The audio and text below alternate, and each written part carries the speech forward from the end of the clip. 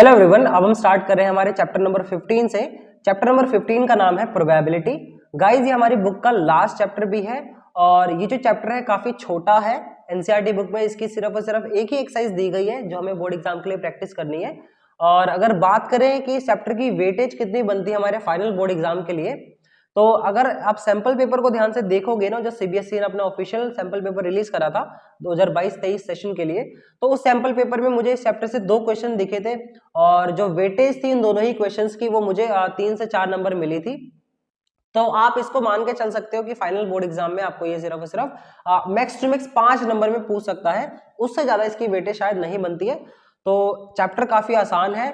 ये वाला जो वीडियो है ये इस चैप्टर का इंट्रोडक्शन वीडियो है। यहाँ पर मैं आपको सारी बेसिक बातें एकदम डिटेल में सिंपल एक्सप्लेनेशन के साथ समझा दूंगा और आपको बता दूंगा कि क्या क्या कॉन्सेप्ट्स यूज होंगे हमारे क्वेश्चंस को सॉल्व करने के लिए। और इसके अलावा जितनी भी बेसिक चीजें होंगी सारी कवर करवाई जाएंगी इस वीडियो में। और मैं अपने नोट्स इस्तेमाल कर रहा हूँ, पता होगा आपको, मैंने ये नोट्स प्रोवाइड भी कराए हुए हैं अपने चैनल पर।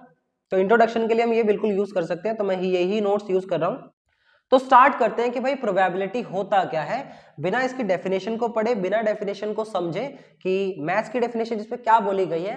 नॉर्मल टर्म्स में अगर बात करें तो प्रोबेबिलिटी का मतलब होता है किसी भी चीज के होने की संभावना, किसी भी इवेंट के होने की क्या पॉसिबिलिटी है, कितनी पॉसिबिलिटी है, उसी को हम प्रोबेबिलिटी के नाम से जानते हैं हमारे मैथ्स में। तो प्रोबेबिलिटी का मतलब हो गया किसी भी इवेंट के, किसी भी घटना के, किसी भी चीज के होने की संभावना, पॉसिबिलिटी, उसी को हम प्रोबेबिलिटी के नाम से जानते हैं। जैसे कि कई बार हम आपस में बोलते हैं ना कि आज बारिश होने की काफी संभावना लग रही है। तो बारिश होने की क्या संभावना है, कितने परसेंट लगता है कि बारिश होगी? 100% लगता है आपको, 80% लगता है, 60% लगता है। उसी से पता चलता है कि इसकी प्रोबेबिलिटी कितनी है। तो किसी भी इवेंट के होने की संभावना या ना होने की जो संभावना होती है ना, उसी को हम प्रोबेबिलिटी के नाम से जानते हैं हमारे मैथ्स में। अभी जो प्रोबेबिलिटी है ये आपने 9th क्लास में भी थोड़ा पढ़ा होगा, मतलब इंट्रोडक्शन तो पढ़ा ही होगा, यहाँ पर थोड़ा सा और कुछ नई बातें भी जुड़ जाएंगी। अगर आपको 9th क्लास वाला नहीं भी आता है तो यहाँ पर आप, मैं 10th वाला बिल्कुल आपको बेसिक से करवा रहा हूँ, तो कोई दिक्कत नहीं होगी। आप यहीं पे बस इस वीडियो को ध्यान से देखते रहना। देखो, बात करेगा इसकी डेफिनेशन की तो कहता है probability is the study of mathematics which calculates the degree of uncertainty that is the chances of happening of an event। मतलब प्रोबेबिलिटी मैथमेटिक्स की ऐसी स्टडी होती है जिसमें हम डिग्री ऑफ अनसर्टेनिटी को कैलकुलेट करते हैं। डिग्री ऑफ अनसर्टेनिटी का मतलब होता है the chances of happening of an event, कि किसी भी इवेंट के होने के कितने चांसेस हैं। हैपनिंग ऑफ एन इवेंट मतलब होने के, किसी भी इवेंट के होने के कितने चांसेस हैं, इसको हम कहते हैं डिग्री ऑफ अनसर्टेनिटी। तो इस चीज को जो स्टडी की जाती है ना, वो आता है प्रोबेबिलिटी के अंदर। ऑलराइट, सो प्रोबेबिलिटी मतलब किसी भी इवेंट के होने की संभावना को, घटना को हम बेसिकली बोल देते हैं प्रोबेबिलिटी।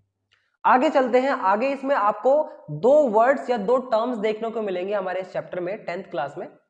ये 2 टर्म्स मैंने यहाँ पर आपको समझाई हुई है। 2 टर्म्स में से जो पहली टर्म है उस टर्म का नाम है इक्वली लाइकली आउटकम्स। भैया, ये इक्वली लाइकली आउटकम्स का मतलब क्या होता है? तो ध्यान से सुनो, वो क्या कहता है, if in a experiment we have the same possibility of getting each outcome.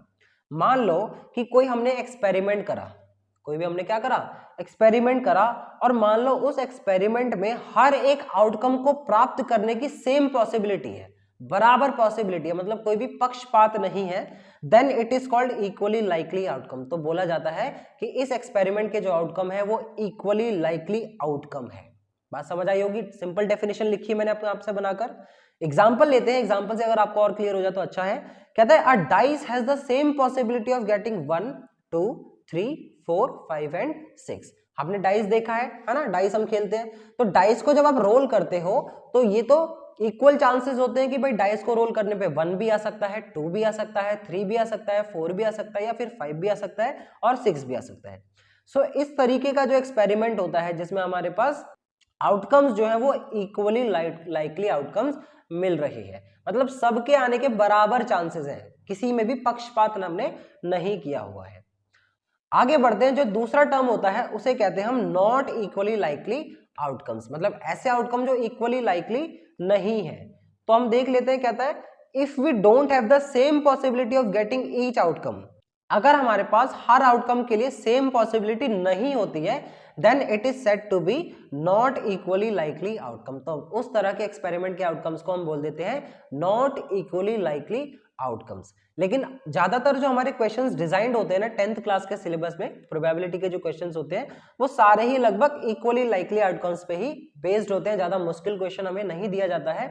सारे जो एक्सपेरिमेंट होंगे, सारे जो क्वेश्चंस डिजाइंड होंगे वो सारे ही इक्वली लाइकली आउटकम्स के ही बने होते हैं। तो कोई टेंशन लेने की बात नहीं होती है क्वेश्चंस के लिए तो, बट पता होना चाहिए कि इन दोनों में फर्क क्या है।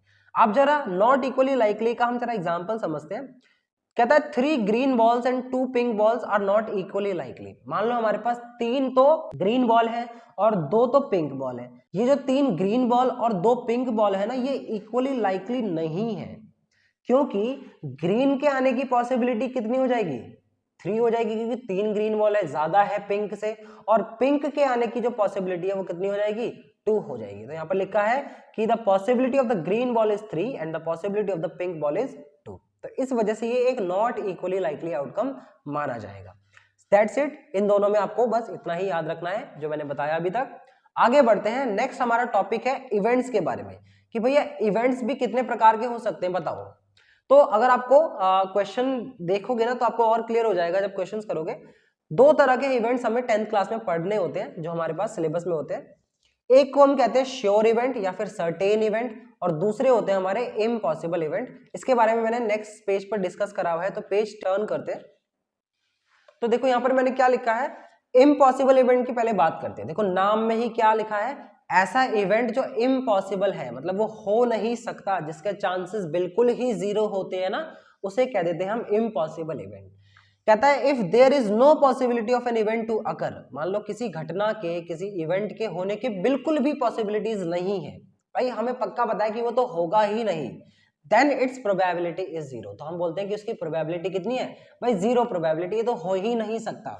This is known as the impossible event, और इसी को हम यहाँ पर इम्पॉसिबल इवेंट के नाम से भी जानते हैं। एग्जाम्पल लेते हैं। एग्जाम्पल में मैंने बोला है it is not possible to draw a pink ball from a group of blue balls. मैंने एग्जाम्पल बड़ा ही इंटरेस्टिंग सा लिया है, बोला है कि ये मुमकिन नहीं है कि आप एक ब्लू बॉल के ग्रुप में से पिंक बॉल को निकाल सको। बात सुनो, जब आपके पास बॉल ही सारी ब्लू बॉल्स है तो आपके पास पिंक बॉल कैसे आएगी। तो पिंक बॉल निकालना, ये जो इवेंट है, ये जो घटना है, ये तो एक इम्पॉसिबल इवेंट का एग्जाम्पल हो जाएगा, क्योंकि पिंक बॉल तो कभी भी नहीं मिलेगी, क्योंकि बॉल ही है कैसी, सारी की सारी ब्लू बॉल्स है। So that's it, impossible event में इतना याद रखना है। बात करेंगे श्योर इवेंट की। श्योर इवेंट क्या होता है भाई, इसे हम सर्टेन इवेंट भी कहते थे, याद रखना।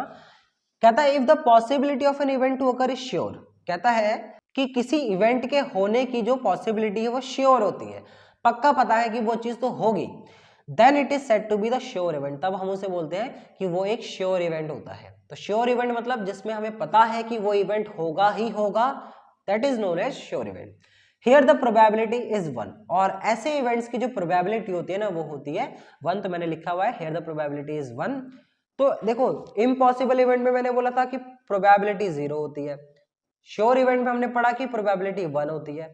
तो हम इन दोनों ही तरह के इवेंट से क्या कंक्लूड कर सकते हैं कि हमें यह दिख रहा है कि जो प्रोबेबिलिटी होती है ना किसी भी इवेंट की, वो 0 और 1 के बीच में होती है। मतलब 0 भी हो सकती है, 1 के बराबर भी हो सकती है, और इनके बीच में भी हो सकती है। तो दिस इज वेरी इंपॉर्टेंट, आपको एग्जाम के लिए 1 मार्क्स में तो कम से कम पूछ ही लेगा शायद, कि बताओ प्रोबेबिलिटी जो होती है किसी भी इवेंट की वो किस किस के बीच में लाई करती है। तो आपको बताना है कि 0 और 1 के बीच में लाई करती है, और प्रोबेबिलिटी का जो आंसर है वो 0 भी हो सकता है और 1 भी हो सकता है। ये बहुत इंपॉर्टेंट है, मैंने हाथ का निशान बनाया है। आगे बढ़ते हैं।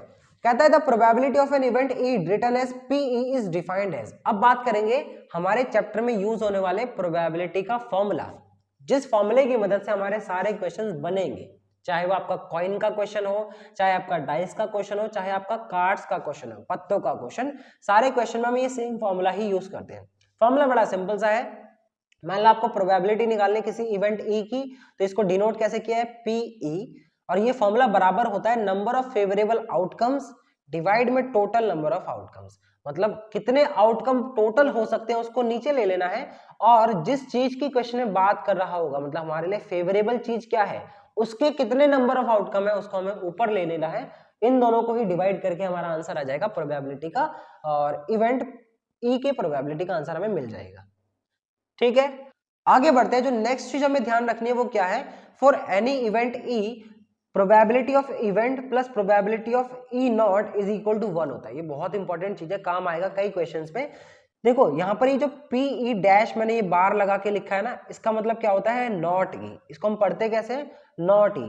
तो बेसिकली ये जो एक मैंने फॉर्मूला सा लिखा है, इसका मतलब है probability of an event plus probability of not an event is equal to 1 होता है।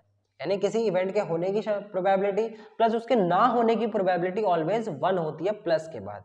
और याद रखना यहाँ पर ये जो ई और ई बार वाले ये जो इवेंट्स है ना, इनको हम बोल देते हैं कॉम्प्लीमेंट्री इवेंट्स। कॉम्प्लीमेंट्री है मतलब यहाँ पर हम बात करें कि किसी इवेंट की पॉसिबिलिटीज भी हैं और उसके ना होने की भी पॉसिबिलिटीज हैं, तो दोनों को प्लस करते हैं ना, तो हमेशा हमारे 1 के बराबर आता है, क्योंकि हमें पता है कि जो हमारी प्रोबेबिलिटी का आंसर है वो मैक्सिमम 1 जा सकता है, उससे बड़ी प्रोबेबिलिटी नहीं हो सकती है। ये जो मैंने लिखा था ना, इसका मतलब ये है कि जो प्रोबेबिलिटी का आंसर वो नेगेटिव नहीं हो सकता कभी, और ना ही 1 से बड़ा हो सकता है। That's it. सो इंट्रोडक्शन के लिए इतना ही रहने दें। इतनी बातें अगर आपको पता होगी तो आप प्रोबेबिलिटी वाली एक्सरसाइज का जो हम नेक्स्ट वीडियो से करेंगे, एक एक क्वेश्चन आपको बहुत अच्छे से समझ आएगा। बाकी क्वेश्चंस की प्रैक्टिस जैसे करोगे जितनी ज्यादा, उतना ज्यादा आपको कॉन्सेप्चुअली बातें और ज्यादा क्लियर होती जाएंगी। सो इस वीडियो के लिए, इंट्रोडक्शन वीडियो के लिए इतना ही। नेक्स्ट वीडियो से करेंगे इस चैप्टर के क्वेश्चन स्टार्ट, और तब तक के लिए इतनी बातों को आप रिवाइज कर लेना, इतने नोट्स भी कंप्लीट कर लेना। मिलते हैं नेक्स्ट वीडियो में हमारे क्वेश्चंस के साथ। Thank you so much everyone.